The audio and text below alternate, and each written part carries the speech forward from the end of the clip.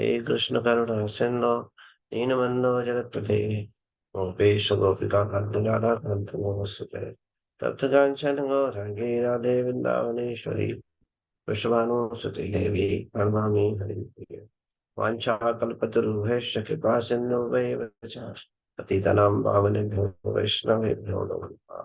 नमो विष्णुपादाय कृष्णप्रेष्ठाय भूतले श्रीमते भक्तिवेदांत स्वामी नित्यानंदे नमस्ते सरस्वती देवे गौरवाणी प्रचारिणे निर्विशेष शून्यवादी पाश्चात्य सदाय जय श्री कृष्ण चैतन्य प्रभु नित्यानंद श्री अद्वैत नाथ श्रीवासादि गौर हरे कृष्णा कृष्णा कृष्णा हरे हरे हरे राम राम राम हरे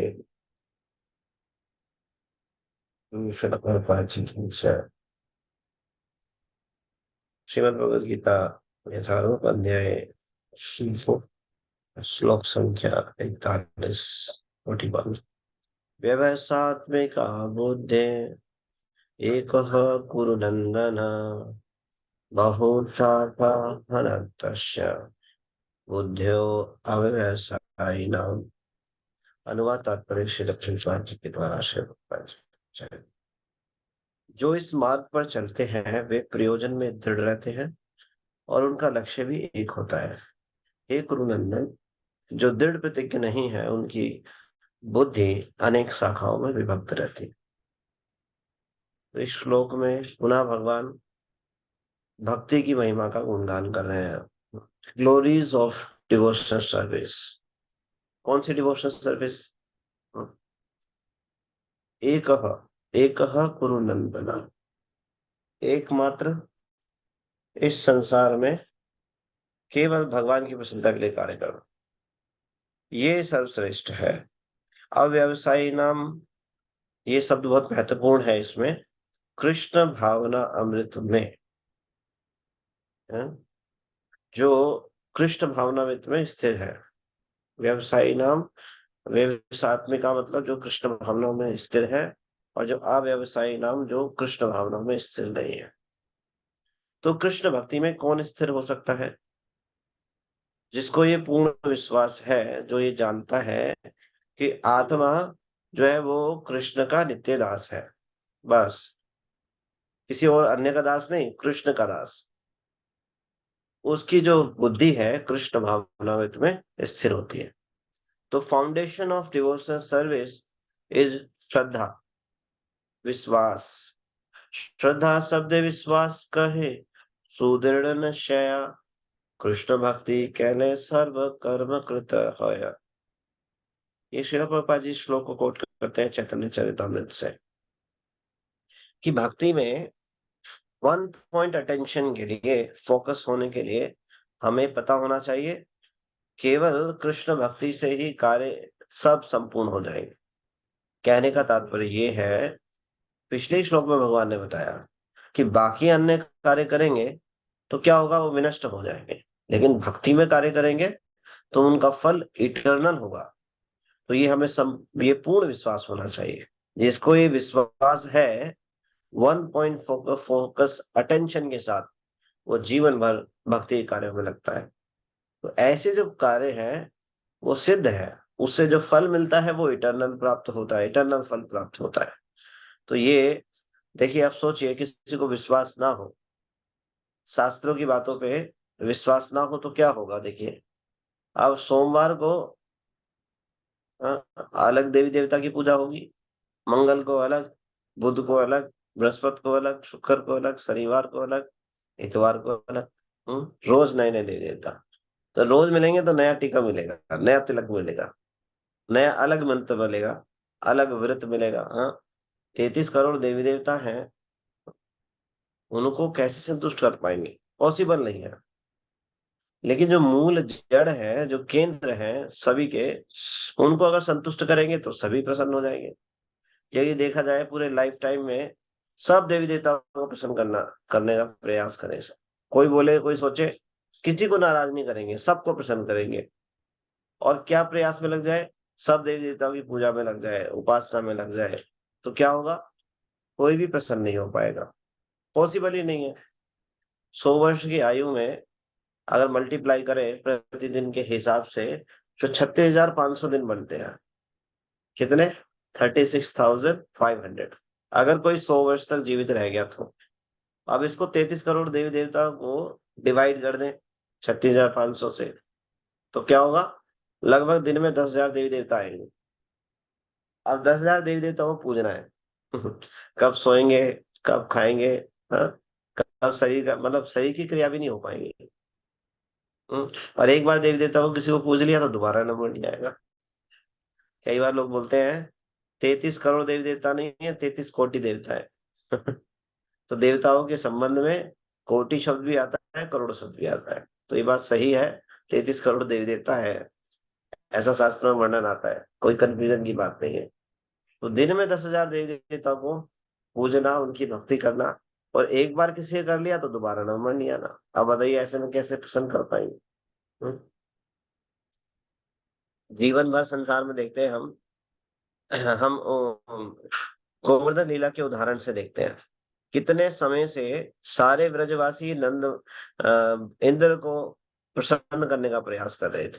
हाँ, हमेशा हर साल पूजा करते थे, एक बार पूजा नहीं की, नाराज हो गए। यहाँ तो 10,000 देवी देवता को एक बार पूजने के बाद दोबारा नंबर नहीं आ रहा। अब बताइए कैसे होगा? नाराज नहीं हो गए क्या? उन्होंने तो एक देवी देवता को ही इतने समय लंबे समय तक पूजा, और एक बार नहीं पूजा, तो वो नाराज हो गए। तो ये संभव नहीं है। सभी देवी देवता को एक साथ प्रसन्न करने का तरीका कुछ और है, ये तरीका नहीं है, ये विधि नहीं है जिससे हम करना चाहते हैं, जिसके द्वारा हम प्रसन्न करना चाहते हैं। ये विधि नहीं है। विधि क्या है? विधि है भगवान को प्रसन्न करना, सारे देवी देवता स्वतः ही प्रसन्न हो जाएंगे। श्रीमद् भागवतम के में वर्णन आता है कि भगवान जो है वो मूल है, जड़ है। अथा तरु मूल निषेचन ना, भगवान जो है मूल है सारे। उससे क्या होगा? सारे पत्ते टहनी सब जो है संतुष्ट हो जाएगी। तो हमें क्या करना चाहिए? केवल कृष्ण को प्रसन्न करने का प्रयास करना चाहिए। ये हमें पूर्ण विश्वास होना चाहिए कि केवल कृष्ण भक्ति ही अपने आप में पर्याप्त है, और कुछ करने की आवश्यकता नहीं है। कृष्ण भक्ति में जो आचार्य इंस्ट्रक्शन देते हैं उनका पालन करना चाहिए। तो फिर क्या होगा? व्यवसात्मिका बुद्धि, कृष्ण भावनावित में स्थिर हो जाएंगे। जब ये पता होगा, जब ये समझ जाएंगे कि हम कृष्ण के नित्य दास हैं और हमारा कर्तव्य है कृष्ण को प्रसन्न करना। एक कुरुनंदन, कुरुनंदन कौन है? अर्जुन से भगवान बोल रहे हैं। तो क्या करना है? भक्ति में प्रयास कर रहे हैं, एक वन पॉइंट फोकस अटेंशन के साथ। तो यहाँ भगवान भक्ति की बात कर रहे हैं। व्यवसात्मिका बुद्धि एक कुरुनंदना। और अगर कोई ऐसा नहीं करेगा, मान लो भक्ति में कोई वन पॉइंट अटेंशन के साथ, फोकस के साथ नहीं करेगा, तो क्या करेगा? बहुशाखा अनंतस्य। अगर बहुशाखा में अपने आप को बांट देंगे, अपनी बुद्धि को बांट देंगे। अभी पिछले 39वें श्लोक में भगवान बुद्धि की बात कर रहे हैं ना, बुद्धिया युक्तो, अपनी बुद्धि को किस में लगाना है? भगवान की सेवा में लगाना है। अब नहीं करेंगे, क्या करेंगे? बहुशाखा अनंतस्य बुद्धियो अव्यवसायी नाम, अपनी बुद्धि को अलग अलग शाखाओं में बांट देंगे। ये भी करेंगे, ये भी करेंगे, ये भी करेंगे, ये भी करेंगे। तो क्या होगा? फोकस बट गया, और प्लस उससे सफलता नहीं मिलेगी। क्यों? वो प्रयास कृष्ण भावनामृत में, भक्ति में नहीं होंगे, क्योंकि इसे 40वें श्लोक में भगवान ने बताया, नेहा विक्रमो नासो अस्ति प्रत्यवार होना विद्यते। जो वन फोकस पॉइंट अटेंशन के साथ भक्ति योग का पालन करेगा, उसके थोड़े भी प्रयास होंगे तो वो इटरनल फल मिलेगा। लेकिन जो अपनी बुद्धि को अलग अलग शाखाओं में बांट देगा, तो क्या होगा? उसका उसका इटरनल फल नहीं मिलेगा। देवी देवता की पूजा में लग जाएंगे, अलग प्रकार के कार्य में लग जाएंगे, इस प्रकार से नहीं। व्यवसात्मिका बुद्धि, कृष्ण भावनामृत में स्थिर होकर के अपनी बुद्धि को लगाना है। बुद्धि को कहाँ लगाना है? भगवान की भक्ति में लगाना है। ये भगवान इस बार बोल रहे हैं। तो हमें ये पूर्ण विश्वास होना चाहिए। इसे श्री प्रभुपाद जी बता रहे हैं, श्रद्धा शब्द विश्वास से कहे सुदृढ़ निश्चय। अब श्रद्धा है क्या? श्रद्धा भक्ति की फाउंडेशन है। ये पता होना चाहिए कि अगर मान लो श्रद्धा नहीं होगा तो कैसे प्रगति करेंगे। एक गाड़ी खड़ी हुई है जाने के लिए, चलो जयपुर जाएगी जी गाड़ी। सब यात्री आकर बैठ गए। अब सबको अनाउंसमेंट की गई कि आज जो ड्राइवर है वो बड़े ही विशेष है। एक तो पहली बार गाड़ी चला रहे हैं, लाइसेंस है नहीं, पहली बार इन्होंने स्टेयरिंग पकड़ा है, गाड़ी चलानी आती नहीं है, लाइसेंस के पास है नहीं, तो क्या करेंगे? सब दरवाजे की तरफ भागेंगे, छोड़कर भागेंगे। भैया इनके साथ जाना, उसका मतलब मृत्यु होने वाली है निश्चित रूप से। लेकिन हम देखेंगे, हम क्या जब गाड़ी में बैठते हैं क्या पूछते हैं? नहीं पूछते। ड्राइवर परफेक्ट है, कैसा है, लाइसेंस है नहीं है, विश्वास है कि हाँ जब ड्राइवर है तो क्योंकि गवर्नमेंट के रूल के अनुसार सीखा होगा, लाइसेंस भी होगा, तो सुरक्षित है। तो हमें शास्त्रों की बातों को स्वीकार करना चाहिए, आचार्यों की बातों को स्वीकार करना। केवल कृष्ण भक्ति करने मात्र से जो है जीवन का लक्ष्य ही यही है, और इसको करने से सारे कार्य सुदृढ़ हो जाते हैं, सफल हो जाते हैं। श्रद्धा का अर्थ है ये विश्वास होना कि जो जीवन का लक्ष्य है, जीवन का जो उद्देश्य है, वो एकमात्र कृष्ण भक्त। बाकी अन्य जो कार्य है वो इसके सहायक कार्य है। बाकी जितने भी कार्य है वो सहायक कार्य है। मूल कार्य जो भी, जो जो मनुष्य शरीर का जो मूल कार्य है वो है कृष्ण भक्ति। तो कृष्ण भावनामृत में जो दृढ़ता कैसे आएगी, श्रील प्रभुपाद जी दूसरे पैराग्राफ में बता रहे हैं, वो आएगी ज्ञान से। ज्ञान से कैसे?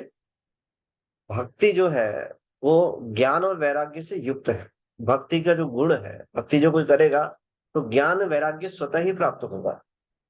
ऐसा नहीं है ज्ञान उसको अलग से, भक्त लोग प्रयास करते हैं चलो जी ज्ञान अर्जित करते हैं, ऐसा होता है क्या? भक्त लोग बोलते हैं चलो कृष्ण श्रीमद् भागवतम श्रवण करते हैं, श्रीमद् भागवतम पढ़ते हैं। किस लिए पढ़ते हैं? भगवान की प्रसन्नता के लिए। तो भक्तों का केवल एक ही कार्य होता है, भक्ति करना।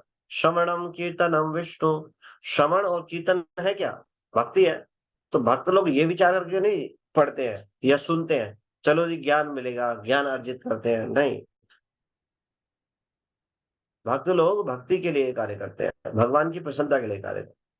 तो जो कृष्ण भावनामृत में स्थिर होना ये ज्ञान पे आधारित करता है। इसका मतलब जब भक्ति करते हैं तो ज्ञान और वैराग्य स्वतः ही प्राप्त होता है। तो भक्ति में सबसे प्रमुख है श्रवण और कीर्तन। श्रवण जो है ये हमें भक्ति में स्थिर करता है।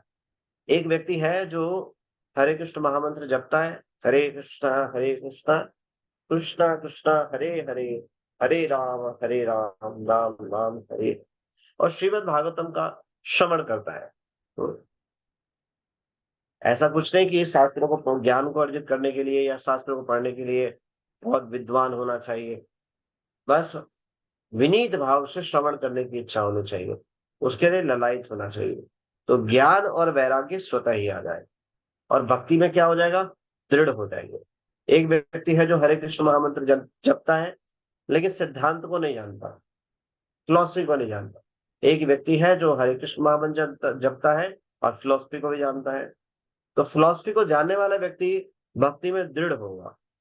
भगवान की सेवा में चार प्रकार के लोग आते हैं, भगवान भगवत गीता में बोलते हैं, चतुर्विधा भजन्ते माम। आप बताइए कौन कौन से चार लोग हैं? कौन कौन से चार लोग आते हैं?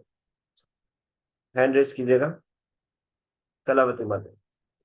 हरे कृष्णा प्रभु जी, दंडवत प्रणाम। हरे कृष्णा। प्रभु जी, आर्थ अर्थाती, जिज्ञासु और एक ज्ञानी। ठीक है, ज्ञानी। कृष्णा प्रभु जी। धन्यवाद, थैंक यू। तो चार प्रकार के लोग भगवान के पास आते हैं। तो भगवान को कौन से प्रिय है चारों में से? ज्ञानी, आर्त आरती, अर्थार्थी, जिज्ञासु। तीन प्रकार के लोग जो हैं ये अपने एक विशेष उद्देश्य से आते हैं और फिर गायब हो जाते हैं। जैसे आरती दुखी है तो कष्ट मिटे तन का, क्या बोलते हैं? ओम जय जगदीश हरे। अब कष्ट मिट गया, चलो जी आप अपने घर, मैं अपने घर। फिर अर्थार्थी, सुख संपत्ति घर आवे। हाँ, ओम जय जगदीश हरे तो सुख संपत्ति आ गई, अब आप अपने घर, मैं अपने घर। जिज्ञासु, जिसको खुजली है, जिसको तर्क वितर्क की खुजली है, या बस जिज्ञासा है, जानना है ये जो है संसार क्या है, ये भ्रम क्या है, बस केवल जानना है, करना कुछ नहीं है। तो तो इस प्रकार के लोग भी जो है भगवान के पास आकर भी वापस जा सकते हैं। लेकिन जो ज्ञानी है वो टिक सकता है, तो ज्ञान के द्वारा उसने जान लिया है कि भगवान कौन है, मैं कौन हूं, उनके साथ मेरा संबंध क्या है, तो ऐसा व्यक्ति भगवान के पास रुकता है और भगवान की भक्ति में लग जाता है। तो श्रद्धा शब्द विश्वास कहे सुदृढ़ निश्चय, तो ये स्थिरता कैसे आएगी? ज्ञान के द्वारा। इसका मतलब श्रवण कीर्तन करना होगा। तो श्रवण कीर्तन जो है मूल है भक्ति का। अगर श्रवण कीर्तन कर रहे हैं तो भक्ति डिवोशनल सर्विस हमेशा तक चलती रहेगी। तो इसलिए बार बार श्रवण करने की महिमा है, बार बार श्रवण करना। तो भक्ति में स्थिरता श्रवण से आती है। तो श्रील प्रभुपाद जी इस पैराग्राफ में आपको बता रहे हैं। और ये जो प्रैक्टिकल सेवा है, डिवोशनल सर्विस, वो करनी चाहिए गुरु के निर्देशन में। यशा प्रसादात भगवत प्रसादो, यशा प्रसादात न गति कुतो। जब हम गुरु के शरण में जाकर भगवान की सेवा करेंगे तो क्या होगा? भक्ति में स्थिर होंगे और वास्तविक गंतव्य को प्राप्त कर पाएंगे, अन्यथा इट इज नॉट पॉसिबल। अब 42वें श्लोक में, 43वें श्लोक में भगवान वेदों की जो अलंकारिक भाषा है उसके बारे में बता रहे हैं कि वेदों को कोई खुद से समझने का प्रयास करे तो दिस इज इम्पॉसिबल। भगवान एसेंस बता रहे हैं। 42वां 43वां श्लोक। या इमाम पुष्पितां वाचम प्रवदद्य विपिश्चिता वेदवादरता पार्थ न अन्यस्ति देवादिना कामात्मना स्वर्ग परा जन्म कर्म फल प्रदाम क्रिया विशेष बहुलाम भोगैश्वर्य गतिम प्रति। अल्प ज्ञानी मनुष्य वेदों के उन अलंकारिक शब्दों के प्रति अत्यधिक आसक्त रहते हैं जो स्वर्ग की प्राप्ति, अच्छे जन्म, शक्ति इत्यादि के लिए विविध सकाम कर्म करने की संस्तुति करते। मैं जीवन की अभिलाषा के कारण वे कहते हैं कि इससे बढ़कर और कुछ नहीं है। How this shloka is connected to previous shloka. भगवान पिछले श्लोक में बोल रहे हैं बहुशाखा अनंत पश्य। बहुशाखा में विभक्त क्या है? वेदों में बहुत सारे अलग अलग विभाग हैं, कर्म कांड है, ज्ञान कांड है, इस प्रकार के अलग अलग कांड हैं, जिससे शाखा बहुशाखा में बुद्धि विभाजित हो जाती है। तो भगवान बता रहे हैं 42 से 43 में जो अल्प ज्ञानी है वो वेदों के इन अलंकारिक शब्दों के प्रति आसक्त हो जाते हैं और अपनी बुद्धि को विभक्त कर देते हैं। भगवान की शुद्ध डिवोशनल सर्विस में नहीं लगते, भगवान की शुद्ध भक्ति में नहीं लगते, अपनी शाखा, अपनी बुद्धि को बांट देते हैं। इसलिए आप देखोगे बहुत से लोग हैं जो कर्म कांड से आ सकते हैं, कोई ज्ञान कांड से आ सकते हैं, कोई ध्यान से आ सकते हैं, अलग अलग क्रियाओं से आ सकते हैं। और क्या होता है? बुद्धि बट जाती है। क्यों? संसार के ऐश्वर्य ऐश्वर्य भोग ऐश्वर्य का जीवन जीने के लिए वो सोचते हैं कि इससे बढ़कर कुछ है ही नहीं। इसीलिए जो है बुद्धि अलग अलग शाखाओं में विभक्त हो जाती है। तो क्या है ये शाखा अलग अलग? स्वर्ग की प्राप्ति। तो देवी देवताओं की, विशेष देवी देवताओं की पूजा करेंगे तो स्वर्ग की प्राप्ति हो जाएगी। हाँ, श्रेष्ठ जन्म मिलेगा इन देवी देवताओं की पूजा करेंगे तो, ये विशेष शक्ति मिलेगी, सिद्धि मिलेगी। हाँ, इस प्रकार की संस्तुति करते हैं, इनसे आसक्त हो जाते हैं और उन विशेष देवी देवता के पूजन उपासना में लगे। क्या हो गई? बुद्धि विभक्त हो गई। बुद्धि को कहाँ लगना चाहिए था? व्यवस्थात्मिका बुद्धि, कृष्ण भावना अमृत में एकाग्र होकर बुद्धि को लगाना था। लेकिन कहाँ फंस गए? वेदों की अलंकारिक भाषा में। इसलिए वेदों को, शास्त्रों को गुरु के निर्देशन में पढ़ना चाहिए, समझना चाहिए। नहीं तो क्या होगा? अलग अलग शाखाओं में बुद्धि विभक्त हो जाएगी और जो जीवन का उद्देश्य है उससे अनभिज्ञ रहेंगे, जान नहीं पाएंगे, जान नहीं पाएंगे। और क्या होगा? बुद्धि को अलग अलग लगाएंगे, अलग अलग जगह अपनी शक्ति एनर्जी को लगाएंगे और क्या होगा? जीवन का जो लक्ष्य है वो प्राप्त नहीं होगा, जीवन ऐसे ही निरर्थक चला जाएगा। तो वेदों में अलग अलग विभाग है। श्रील प्रभुपाद जी बता रहे हैं साधारणतः सब लोग बुद्धिमान नहीं होते। ये बात स्वीकार करते हैं, सभी लोग बुद्धिमान नहीं होते। क्या विचार है आप, ये बात सही है? इंडेक्स करके बता सकते हैं। प्रभुपाद जी बोल रहे हैं प्राय सभी लोग बुद्धिमान नहीं। मोहिनी मोहन ये सब। हरे कृष्ण प्रभु जी, दंडवत प्रणाम। हरे कृष्ण। प्रभु जी, हमें सभी कुछ बल, बुद्धि, सौंदर्य सब हमें पूर्व जन्मों के कर्मों के अनुसार प्राप्त होता है।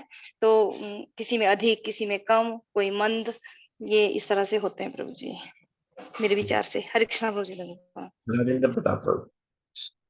हरे कृष्णा प्रभु जी, दंडवत प्रणाम। प्रभु जी, जैसे माता जी ने बताया प्रभु जी, तो ऐसी बुद्धि तो प्रभु जी मिली हुई है सभी को, लेकिन प्रभु जी जिसकी बुद्धि भगवान कृष्ण में लगी हुई है वो प्रभु जी ज्यादा चित्त है प्रभु जी। हरे कृष्णा प्रभु जी, दंडवत प्रणाम प्रभु जी। हरे कृष्णा प्रभु जी, दंडवत प्रणाम। प्रभु जी, जैसे आप बता रहे हैं ना कि प्रभुपाद जी बोले कि बहुत कम ही लोग होती है जिनकी बुद्धि थी। हाँ, क्योंकि बहुत कम ही लोग हैं जो भगवान की भक्ति में लगते हैं। भगवत गीता का वो श्लोक भी बोलता है ना, बहुनाम जन्मनाम अन्ते ज्ञानवान माम प्रपद्यन्ते स महात्मा सुदुर्लभ। तो उसमें भी यही चीज बता रहे हैं ना कि बहुत कम ही लोग होते हैं जो भक्ति में लगते हैं, और फिर उसमें से भी बहुत कम होते हैं जो शुद्ध भक्ति तक पहुंचते हैं। तो शायद इसीलिए प्रभुपाद जी ये वाला सेंटेंस यहाँ बोल रहे हैं। हरे कृष्णा प्रभु जी।